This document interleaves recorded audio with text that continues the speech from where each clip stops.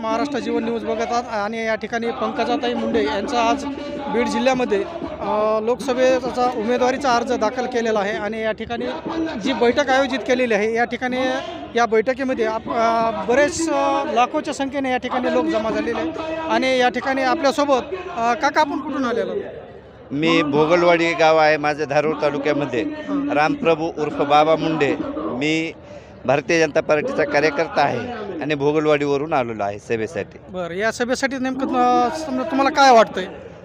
प्रथमतः देशात विक्रमी मताधिक्याने आदरणीय महायुतीच्या उमेदवार आमच्या नेत्या दैवत गोपीनाथरावजी मुंडे साहेब यांच्या कन्या आदरणीय पंकजाताई साहेब मुंडे या लाखों की लीड से पंकजाताई बीड से या घोषणेच्या अभिव्यक्ती याच्यानुसार त्या सर्वाधिक मताधिक्याने निवडून येतील व बीडमध्ये जिल्ह्याचा खासदार बहुमताने निवडून लोकसभेमध्ये जाईल अशी अपेक्षा.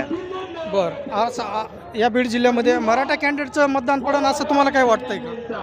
निश्चित मराठा समाज बांधवासुद्धा आदरणीय लोकनेते गोपीनाथरावजी मुंडे साहेब यांच्यावर विश्वास ठेवून त्यांचं नेतृत्व वारसदार पंकजाताई आमचं नेतृत्व असल्यामुळं तेही पूर्ण ताकदीनिशी ताईसाहेबांच्या सोबत सहमतानं आहेत आणि त्यांची मताची टक्केवारी आमच्याही मतापेक्षा अधिक प्रकारे त्यांची होईल अशी आमच्या अपेक्षा आहे. बीड जिल्ह्यातील राजकीय पुढारी राजकीय नेते सर्वच पंकजाताई यांच्या पाठीशी आहेत, तर बजरंग बाप्पा सोनवणे यांची काय धास्ती घेतल्यासारखं असं काय वाटतंय? अहो, त्यांची धास्ती नाहीच, आमचे स्पर्धकच नाहीत ते. आमचा एकतर्फी विजय आहे.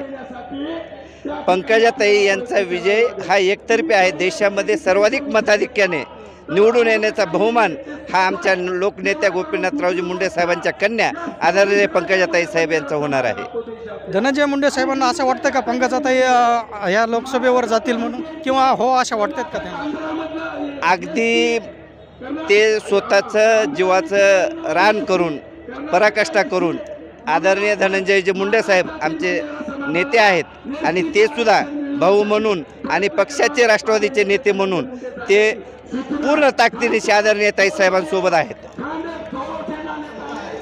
दूसरी बात, पंकजाताई के अंदर कमांड है, इंग्लिश पे कमांड है, हिंदी पे कमांड है, हर चीज.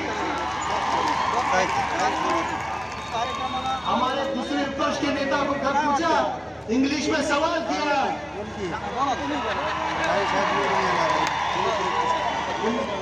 उनको कुछ तो बोलने ही नहीं आया.